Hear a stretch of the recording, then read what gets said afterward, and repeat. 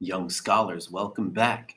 Let's get down to business, reviewing MLA format, looking at citations, works cited, all that good stuff, and a few general pointers just for how to include evidence and write about that evidence. I hope you find this useful. Again, the purpose is to look at MLA formatting. Make sure that your research paper is dialed in. Really important on a research paper. And in college, you are always going to have to format whatever writing you use, whether it's MLA format, APA format, or Chicago style, which is rare, but you might see it. MLA is the easiest of these, so consider this your practice round. Take it seriously, get it right, and then you'll do wonderfully in your future. So, first off, your heading should include your name, teacher's name, class, and date on the, it says right side. I'm going to change that. Left side, we're going to look at an example in a moment. Made that late last night, pardon me. An original title and the writer's last name. So let's take a look at an MLA paper with an example heading and MLA setup here. So my computer is loading, but as it's doing that, you'll see that we've got the heading over here on the left. Benjamin Franklin is the student name, Mr. Blackwell, teacher. We've got the class and the date right there. Notice that there's no lines skipped anywhere in the format here. And let's see if it ever loads all the way. We should see the student's last name up there. Maybe here. No, maybe here. No. Well, I don't know why the last name and page number isn't showing up here. I'll try and show that to you. Actually, let's take a look here and I'll show you how to insert that properly. So this is just another example of an MLA heading here. So we're going to go insert page number. We want this one where it's going to be up in the upper right and it's going to change from 1 to 2 depending on the page. So I'll click there. You can see it plugs that little number in for us. And then we've got the last name with 1 space in between. And as you go down to the next page, you'll see that that number changes automatically for you. Note that the last name and page number goes what's in the heading here. That's going to put it on every page. Your name, my name, and all this should not be in the heading. It should only be on the first page. So tricky, but I know you can do it, young scholars. Double space or 1.5 space the whole thing. Indent your paragraphs by hitting the tab key. Your title should be centered and at the top. Your font should be Times New Roman. Arial is also acceptable. Times New Roman size 12, Arial size 11. Leave the margins the way they are, and make sure to include in-text citations, which we will get back to that in just a moment. So make sure to look at the sample heading and paper setup, get it dialed in. Shouldn't have any mistakes there. Now let's get to in-text citations. Here are a few examples of the ways that you can include in-text citations. Remember, the number one purpose is so that when you give evidence, your writers know where that evidence or where those ideas or statistics are coming from. So first example here is when you're giving evidence, but you haven't introduced the source yet. You only have to introduce each source one time throughout your essay. But if you are giving evidence, you haven't introduced the source yet, it might sound something like this. In a recent study published by the Pew Foundation, researcher David Mitchell explains, comma, space, open quotes, English teachers are often smarter than they look. Close quotes, 1 space, and then the page or paragraph number in parentheses followed by the period. Important to get all those little grammatical details correct. Now, if you have already introduced your source earlier in your paper, here's what your citation or attribution might sound like. Later in his speech, Mitchell then uses a comparison to bonobos in the wild to explain that English teachers are often smarter than they look. You could do it that way too. I've already introduced the source once, so then I can just use the author's last name. And also notice that in the first example, I used a direct quote. In the second example, I am paraphrasing the author's idea. Either way, you must still include the page or paragraph number at the end.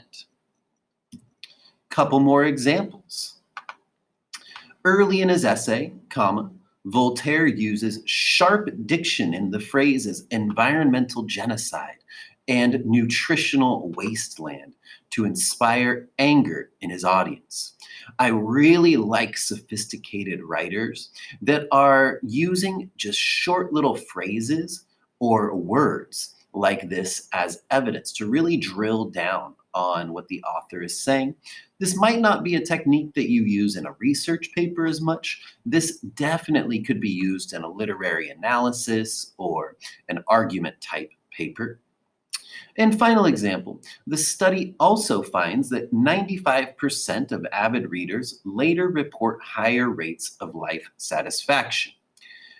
Notice here, I included the source, The Guardian, and the paragraph or page number there because I didn't attribute it earlier in my sentence. So then you've got to put it in the parentheses. You don't have to put it in both. It just needs to be one. I could also have said, the study published by The Guardian also finds that 95% of avid readers, blah, blah, blah. Then I would just have the number 5 here at the end. So those are a few examples. Also, yes, I noticed that I did misspell nutritional here, so my bad. Working on QuickTime here. So here is something that might be new, is that block quotes. If your quotation, when put into your essay, is over 3 lines long, you must use a block quote format. This can be tricky. You might have to do a little Google searching, but let's look at an example. So here we've got a super good title, got some of our own text, but then I wanted to include this long piece of evidence. When your evidence is over 3 lines long, here we've got 1, 2, 3, 4, 5, and then it trickles into 6. You must indent the whole thing like this, which is called using a block quote. Notice up here, I've still got my transitional phrase, according to the Wall Street Journal, comma. Boom, then you put your long quote here in block quote format. It can be kind of tricky in Google Docs to get it to look like this. I can go over that in a Zoom for you guys if that would be useful. But if your quote over 3 lines long, you must use a block quote. And note, you don't want to do this too often. We're talking maybe 1 long quote per writing. If you're doing this too often, then you're not choosing your evidence wisely, and you could focus down on a shorter portion, the most important portion of that evidence. So use block quotes. You'll be expected to next year in college. Some general reminders. Remember, you are writing this piece. Therefore, the majority of your writing should be in your own words. When you turn it into turnitin.com, an ideal percentage for a research paper is around 15 to 20% quoted and definitely under 25%.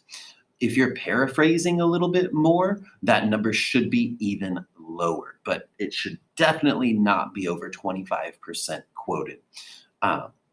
If you're not quite there yet, that's a good goal for you. Select your evidence, quotes, or paraphrases wisely. Don't use long quotes if you can avoid it. Only do it when super necessary.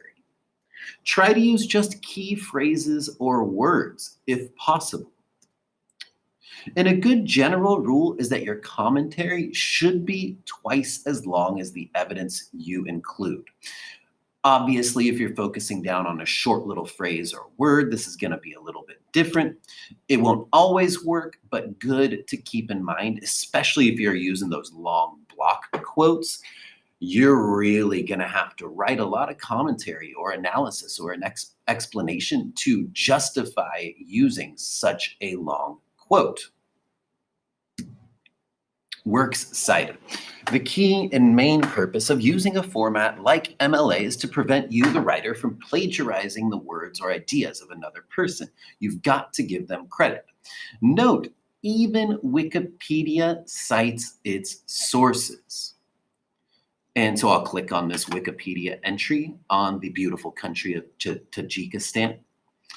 And I'll show you that it's a long article, lots of information. You can see the footnotes here, which you'll learn that strategy later on, but it's just another strategy of citing sources. Got all these footnotes kind of sprinkled without. If we hover over them, we can see the works cited entry right there. But then if we scroll all the way down to the bottom, you will see a very extensive references. We do works cited. Wikipedia does what references. They're the same thing. But notice all of these are simply their works cited entries. And again, they're using a little bit of a different format. My purpose is just to show you that even Wikipedia is citing its sources. Essential for you to do that. And so I have once again linked that same example, which takes forever to pop up. And so I'll just click on this one over here. Scroll down a little bit if my computer will let me. And I'll show you that this is what a works cited page should look like. Works cited, centered, it should be on its own page. Reverse indentation. Be a learner. Figure out how to do these things if you don't already. Alphabetize all your entries. And make sure that you're including all the essential information. Feel free to use EasyBib or another website that will help you to generate these entries. Remember to fix up your fonts, match up your fonts with the rest of your document if you do that. And if you do use EasyBib, make sure to check your entries and make sure that they're accurate before you use them, because yes, EasyBib does make mistakes. Well, young scholars, I hope that you have found this review useful, and good luck formatting and writing your research paper. Bye-bye.